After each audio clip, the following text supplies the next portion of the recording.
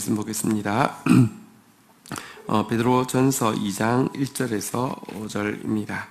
베드로전서 2장 1절에서 5절 교독하겠습니다. 1절 그러므로 모든 악독과 모든 기만과 외식과 시기와 모든 비방하는 말을 버리고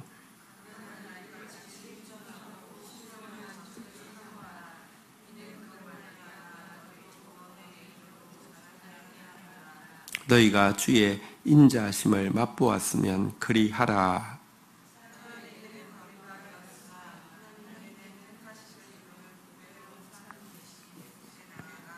너희도 산돌같이 신령한 집으로 세워지고 예수 그리스도로 우리 같이 읽겠습니다. 5절 같이 읽겠습니다. 시작.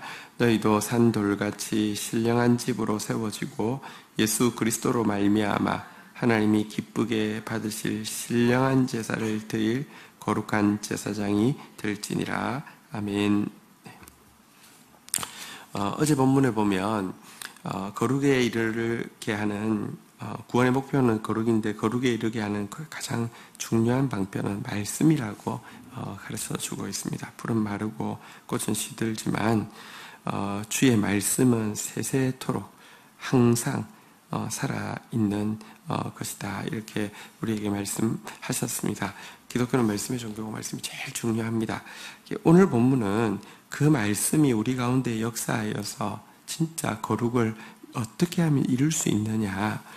어떤 사람에게는 말씀이 역사합니다. 그러나 어떤 사람에게는 말씀이 역사하지 않습니다. 우리가 잘 아는 그 씨 뿌리는 비유에도 보면 어떤 마음에는 들어가면 말씀이 자라서 결실하여 무성하게 이렇게 되는데 어떤 밭들은요 전혀 결국 결실에 이르지 못합니다. 오늘 본문은 어떻게 해야지 말씀이 우리 가운데 역사할 수 있느냐 알려주고 있습니다. 첫 번째 1절 한번 보도록 하겠습니다. 1절 같이 읽겠습니다. 시작. 그러므로 모든 악독과 모든 기만과 외식과 시기와 모든 비방하는 말을 버리고. 자, 말씀이 역사하기 위해서는요 먼저 해야 할 것은 버릴 것을 버리는 역사입니다. 말씀이 버릴 걸 안 버린 상태에 들어온다고 일하지 않습니다. 먼저 내 마음밭을 기경하여서요 내 마음밭에 있는 길가처럼 딱딱한 부분, 돌처럼 엉어려진 부분, 가시 뜰기처럼 사실은 숨어져 있는 부분들을 빼내는 것부터 시작해야지만 말씀이 역사합니다.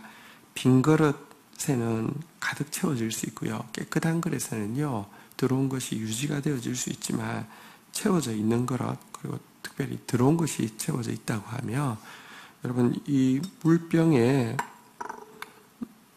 들어온 물이 있는 상태에서 샘을 부어가지고는 먹을 수 없습니다. 그래서 먼저는 버려야 한다 이렇게 이야기하는데요. 버려야 할 것으로 여기 보니까 몇 가지를 제시하고 있는데 한번 따라하겠습니다. 악독, 기만, 외식, 시기, 비방. 자, 이렇게 악독, 기만, 외식, 시기, 비방 5가지를 먼저 제시하고 있습니다. 악독이란 무엇이냐고 하면요 상대방을 고의적으로 해치고자 하는 의도를 가지는 것을 이야기합니다. 이런 것을 악독하다라고 이야기합니다. 우리 안에 혹시 상대방에게 누군가에게 진짜 해코지하고자 하는 마음이 있으면 여러분 하나님 말씀 있는 절대 역사하지 않습니다. 혹은 말씀 가지고 사람 해코지하는 사람이 있습니다. 정말 사단이 하는 짓이죠.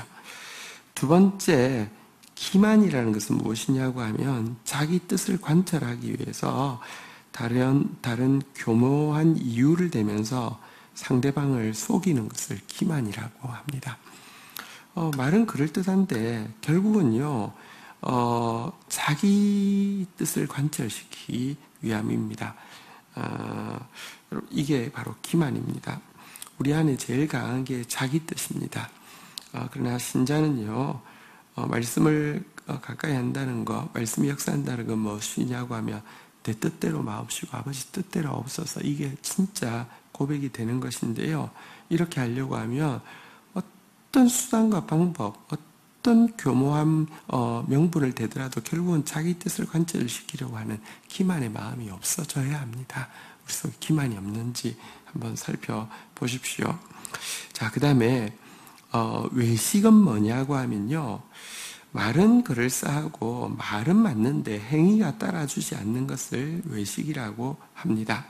어제도 말씀드렸지만 여러분, 우리가 신앙생활 하면서 참 조심해야 되는 게 말빨 중독입니다. 말만 잘해도 뭔가 내가 그런 사람 된 것 같습니다. 또 지식 중독입니다.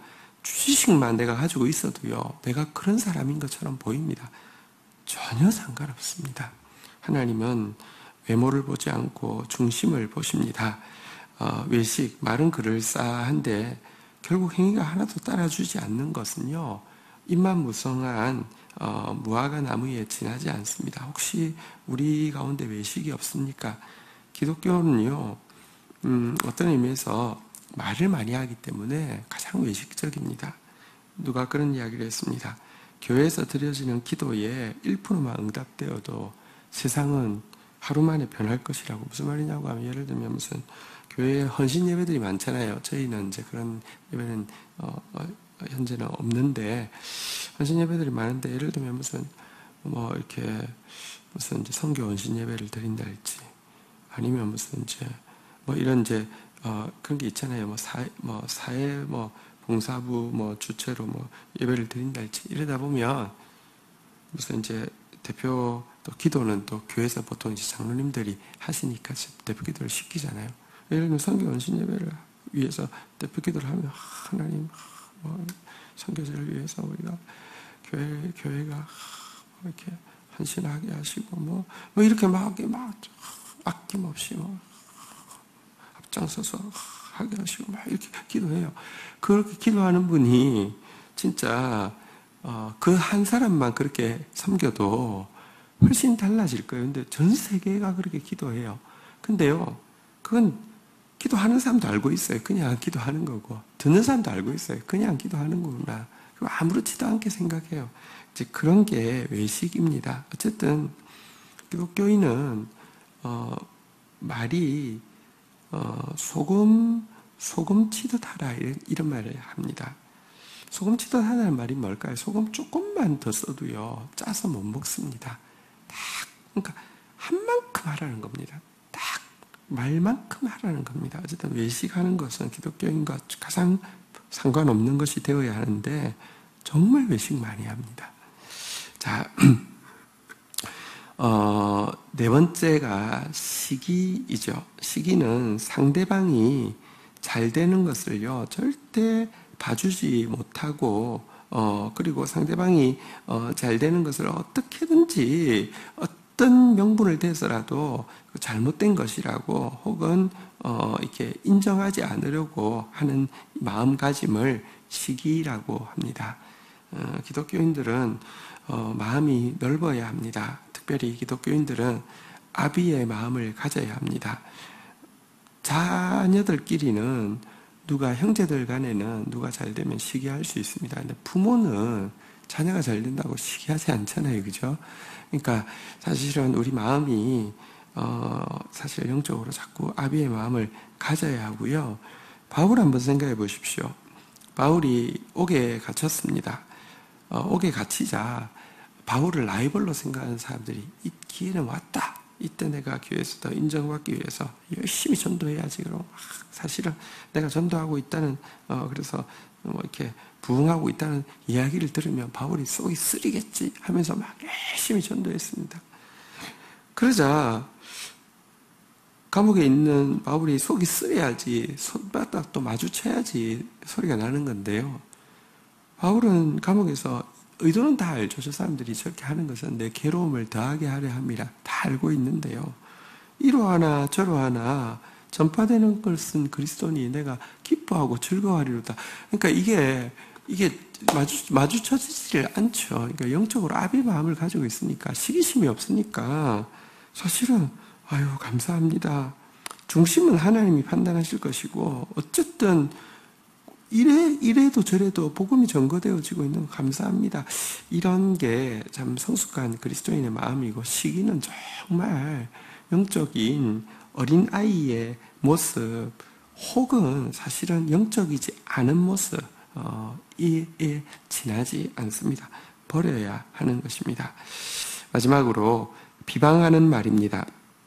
비방이라는 것은 무엇이냐고 하면 상대방에게 악한 의도를 가지고 있기 때문에 상대방이 하는 것에 대해서 무조건 나쁘게 이야기하는, 무조건 험담하는 것을 비방이라고 합니다.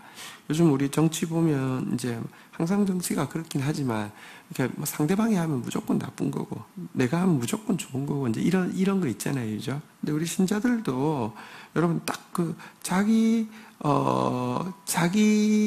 하는 것은 무조건 사람들이 다 좋아해야 되지만 남이 하는 것은 무조건 험담하는 사람이 있습니다. 이런 게 비방입니다. 어쨌든 이거 악독, 기만, 외식, 시기, 비방. 이것은요, 여기 보니까 모든이라는 단어들이 이 묘사 앞에 이렇게 3번이나 나왔는데요. 사실 전부 다 걸리는 거죠. 이런 것은 모양이라도 버려야 한다. 이렇게 이야기합니다. 말씀이 역사하기 전에 이와 같은 독소들을 먼저 빼내야 한다. 이렇게 이야기하는 것입니다. 우리 안에 이와 같은 쓴뿌리들을 다 빼내는 그리고 진짜 하나님의 말씀이 역사하기를 기대하는 저와 여러분 되시기를 주의 이름으로 축원드립니다. 이 두 번째 말씀이 역사하기 위해서 해야 될 일이 있습니다. 2절 한번 보도록 하겠습니다. 읽겠습니다. 시작. 갓난 아기들 같이 순전하고 신령한 젖을 사모하라. 이는 그로 말미암아 너희로 구원에 이르도록 자라게 하려 함이라. 첫 번째가 버리는 것이라고 하면 두 번째는요, 한번 따라하겠습니다. 사모하라. 하나님의 말씀을 순전하고 신령한 젖이라고 표현하고 있습니다. 여러분 이것은 정말 순결하고요. 이것은 정말 영적인 젖입니다. 말씀은 정말 7번 연단한 이렇게 금보다 은보다 더 퓨어하다, 이게 순전하다 이렇게 이야기하고 있고요. 이것만이 우리 영혼의 양식입니다. 영혼을 키워줄 수 있는 것은 여러분들 무슨 도덕 가지고 영혼이 키워지지 않습니다. 지식 가지고 영혼이 키워지지 않습니다. 혹은 영적인 기적을 경험하는 것으로 영혼이 자라는 거 아닙니다. 영혼이 자랄 수 있는 계기를 만들어주는 것이지 영혼이 자라는 것은요, 여러분 이 신령한 젖인 말씀밖에 없습니다. 그런데 이 말씀을요, 갓난 아기처럼 사모하라고 이야기합니다. 여러분 갓난아기가 하루에 젖을 몇 번 먹죠? 몇 시간 인터벌로 먹죠? 지금 기억이 잘 안 납니다. 어쨌든 자주 먹습니다. 그죠? 분명한 건 자주 먹습니다. 그리고 갓난아기 때는요, 무슨 다른 거 간식 줍니까? 갓난아기 때는 무슨 뭐 이렇게 과자 같은 거 줍니까? 갓난아기 때는 아무것도 안 주고 아무것도 또 저도 먹지도 못하고 딱 그 젖만 먹습니다. 이것처럼 우리에게 이 말씀을 향한 진짜 아이가 젖을 막 찾을 때 보면 정말 간절히 찾잖아요. 그리고 하루에도 몇 번이나 찾잖아요. 이와 같은 말씀을 향한 갈망을 가지는 것, 이게 말씀이 우리 가운데 역사하는 비결입니다. 여러분, 아이가 젖을 안 먹어요. 젖을 막 억지로 먹으라고 해도 조금 먹다가 말고요. 이러면은 분명히 이거는 그냥 걔는 캐릭터가 그래. 이런 게 아니에요. 이건 무조건 아이한테 지금 심각한 적신호가 온 거잖아요. 마찬가지입니다. 성도가 말씀을 사모하지 않는다는 것은요, 대단히 지금 영적인 적신호가 온 것이 틀림없습니다. 이렇게 보면 한국교회 성도들 대부분은요, 영적으로 지금 대단히 건강에 문제가 아주 심각한 상태에 있다고 생각하시면 됩니다. 아무도 말씀을 사모하지 않습니다. 여러분, 왜 말씀을 사모해야 되느냐? 이는 그로 말미암아 너희로 구원에 이르도록 자라게 하려 함이라. 말씀만이 구원에 이르게 하고요. 또 말씀만이 구원의 목적이 베드로서는 거룩이라고 계속 이야기하고 있는데 거룩에 이르게 하는데 말씀 없는 상태에서는요. 구원을 온전히 알지도 못하고 누리지도 못하고 특별히 거룩은 아무 상관없어집니다. 신자가 많아져도 거룩이 조금도 나아지지 않는 것. 그래서 신자가 많아져서 조금도 빛이 거룩이 이제 일상적인 표현으로 나타나는 게 이제 빛과 소금이겠죠. 근데 빛도 소금됨도 나타나지 않는 이유는요. 성도가 종교로서 기독교로 개종했을 뿐이지 말씀 앞에 서는 일이 없기 때문에 그렇습니다. 어쨌든 말씀을 사모하는 건 너무 중요합니다. 자, 그런데 신자가 말씀의 맛을 모를까요? 한번 3절 한번 보도록 하겠습니다. 같이 한번 읽도록 하겠습니다. 읽겠습니다. 시작. 너희가 주의 인자하심을 맛보았으면 그리하라. 우리가 예수 믿게 되고 우리가 사실은 신앙생활을 하게 되는 데 있어서 최소한 한 번이라도요. 하나님 말씀이 살아있구나 혹은 하나님 말씀이 송이꿀보다 달구나라는 경험을 안 하고는 이게 신앙인이 되기가 어렵습니다. 분명히 말씀을 통하여서 주의 사랑을, 말씀을 통하여서요, 정말 주의 생명을, 말씀을 통하여서 주의 이 달콤함을, 행복을 맛보았습니다. 그런데요, 문제는 잠시 맛보는 통과 의례 정도로 생각하고 그 이후로 말씀은 멀리 사라져 버리는 신앙생활을 대부분 하고 있다는 것입니다. 여러분, 이 만나를 먹는 것은 훈련입니다. 여러분, 만나를 광야에서 한 번 먹고 나서는, 맛있네. 이게 만나가요. 말하자면 가시라고 했으니까, 참외씨 아시죠? 참외씨만 하다고 했으니까 그냥 우리로 생각하면 쌀알만 하다고 생각하시면 되겠습니다. 게다가 색깔은 쌀이 색깔이 무슨 색깔이에요?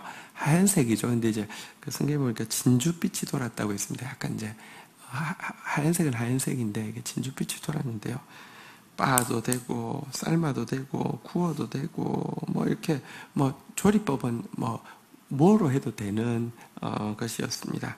근데 그렇게 먹을 때 단맛도 났다. 여러분 쌀도 참 맛있는 쌀을 먹으면 약간 단맛도 나잖아요, 그죠? 어쨌든 근데 이것은 이 만나는 어쨌든 가장 기본적인 식재료였고 이거 먹었을 때 맛있었다고 되어 있습니다. 근데 문제는 여러분 이 입맛이라는 게 그렇습니다. 요거에 대해서 이렇게 과거에 먹던 자극적인 거, 보니까 성경에 그렇게 돼 있습니다. 우리가 애굽에서 가마솥 옆에 있을 때 마늘도, 부초도, 파도, 이렇게, 마음껏 먹었다, 이렇게 하는데 약간 이제 좀 뭐랄까요, 자극적인 음식 생각하면 이거는 별로 맛이 없게 느껴집니다. 이 박한 음식을 우리한테 준다, 이렇게 되어 있습니다. 여러분, 말씀이 정말 사실은 소의 꿀보다 단 거 맞습니다. 이 만나만큼 맛있는 게 없습니다. 근데 이게요, 한 번 그 맛을 안 본 사람은 없지만 한 번 봤다고 우리가 인생이 광야 생활입니다. 한 번 맛봤다고 그냥 땡 끊으면 큰일 납니다. 계속 먹어야 합니다. 근데 대부분이요, 그냥 진짜 말씀이 뭐가 있는 것 같아. 그럼 됐어. 넌 이제 구원받은 사람 틀림없어. 그러고 나서는요, 계속 애굽 생각만 하고요, 마늘만 먹고.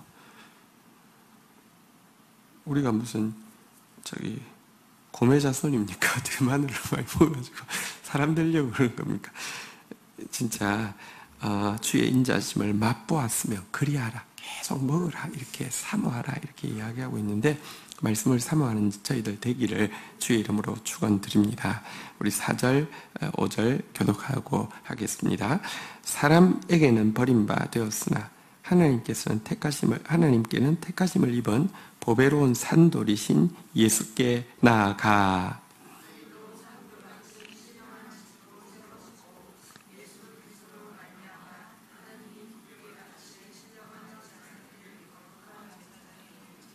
우리가 말씀을 가지면 어떤 사람이 될까요? 여기 오늘의 표현에는요, 이제 이런 산돌이라는 단어가 이렇게 두 번 나오고 있는데요. 예수님은 누구시냐? 사람들에게는 버림을 받았지만 사실 하나님께는 택함을 받은, 한번 따라하겠습니다. 보배로운 산돌. 산돌이다 이렇게 이야기했는데, 산돌, 리빙스톤, 산돌이란 무엇이냐고 하면 자신이 살아있는 분이라는 뜻이고, 두 번째는 그 자신이 다른 사람을 살려주는 분이다 이렇게 이야기하고 있습니다. 이 첫째 아담과 둘째 아담을 성경에서 비교하면서요, 첫째 아담은 살아난 사람이었다고 하면 둘째 아담은 살려주는 사람이다 이렇게 차이를 묘사하고 있습니다. 살아났는데, 흙이었는데 생기가 들어와서 살아났는데 타락함으로 말미암아 그 생명을 잃어버린 것이 첫째 아담이라고 하면, 둘째 아담은 단지 살아있는 게 아니라 살려주는 영이다. 그래서 이제 그 차이가 있다 이렇게 묘사를 하고 있는데요. 어쨌든 이 산돌이라는 게 살아있을 뿐만 아니라 살려주는 일을 한다. 이게 이제 산이라는 단어의 뜻이고요. 왜 돌이라고 했을까요? 예수님을 왜 돌이라고 했을까요? 우리 어릴 때는 참, 이렇게, 사람을 보고 자꾸 돌이라고 많이 이야기했습니다. 야, 돌머리야, 이런 말 했습니다. 요즘은 잘 그런 말 쓰는 걸 들어본 적이 없어요. 돌바가, 이렇게 많이 이야기했습니다. 왜 근데 돌이라고 할까요? 이 돌이라는 것은요, 집을 짓기 위함, 특별히 이제 성전을 짓기 위함인데요. 그러니까, 왜 산돌이냐? 이 돌들이 모여서 성전이 되는 것처럼, 혼자가 아니라 함께 이어지고 연결되어져서 하나님의 집을 짓게 되는데, 그 집이 차가운 죽은 집이 아니라 그 집이 살아있는 사람들과 살려주는 사람들이 만드는 집이다. 이게 이제 성전의 의미인데요. 그래서 돌이라고 묘사하고 있는데, 예수님이 산돌이신 것처럼 우리가요, 하나님의 말씀이 우리 속에 들어오면 어떤 역사가 일어나느냐. 5절에 보니까 너희도 산돌같이 신령한 집으로 세워지고, 우리가 하나님의 말씀이 들어오면 우리가 살아있습니다. 진짜 이건 그때부터 살아있는 겁니다. 여러분들, 그냥 인생이 살아있다는 게 뭘까요? 그냥 코끝에 호흡이 있고요, 매일 하던 일을 다람쥐 쳇바퀴 돌듯이 하고 있으면 살아있는 것입니까? 그렇지 않습니다. 하나님 말씀이 들어오고요, 영혼에 있다는 의미 있는 일을 하고 있을 때 그때 살아있는 겁니다. 뿐만 아니라 여러분, 그런 내가 나뿐 아니라 공동체가, 나 때문에 영향받고 살아가는 사람들, 또 나에게 영향을 준 사람들, 이런 같이 주를 고백하고 같이 말씀에 인도함을 받는 분들이 함께 서로 연결되어진 것이 신령한 집, 곧 교회가 되는 것이고 성전이 되는 것인데요. 말씀 가진 사람들이 바로 이 성전의 구성원이 되는 것입니다. 이 몸의 지체가 되는 것입니다. 신령한 집으로 세워지고, 그래서 예수 그리스도로 말미암아, 사실 이 성전의 기초가 되는, 가장 기초가 되는 산돌은 예수 그리스도시죠.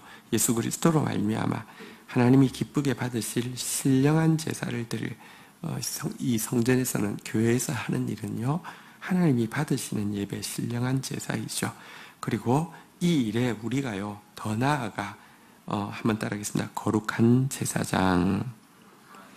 말씀 가진 사람은요, 누구나 이 베드로서에 보면 거룩한 제사장이 된다고, 아니 심지어 왕 같은 제사장, 다시 말하면 왕의 제사장, 하나님의 제사장이 된다고 이렇게 이야기하고 있는데, 바로 이것이 진짜 말씀 가진 사람의 열매입니다. 말씀 가진 사람은요, 산돌이 됩니다. 말씀 가진 사람은요, 신령한 집이 됩니다. 말씀 가진 사람은 신령한 제사를 드리게 되고요, 말씀 가진 사람은 거룩한 제사장이 된다는 것입니다.